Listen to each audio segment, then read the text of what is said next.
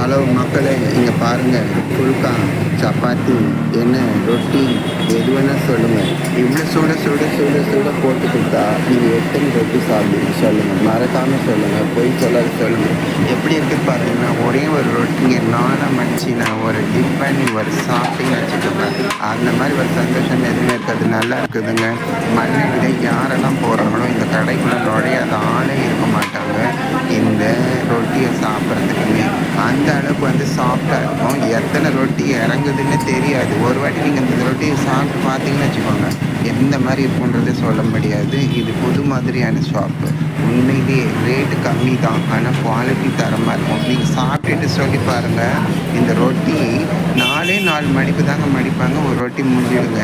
அப்போல்லாம் எந்த அளவுக்கு சாஃப்டாக இருக்கும்ன்றது பாருங்கள்.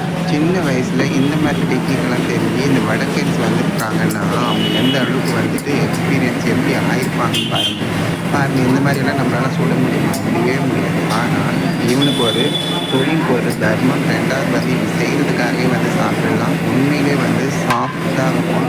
ரொம்ப தொழில் இறங்குறதே தெரியாது. இந்த ரொட்டி ஃபுல்கான்னு சொல்லுவாங்க நார்த் இந்தியன்ஸு. அந்த அளவுக்கு இருக்கும். ஒன்றுமே இல்லை ஆனால் நல்லா இருக்கும்.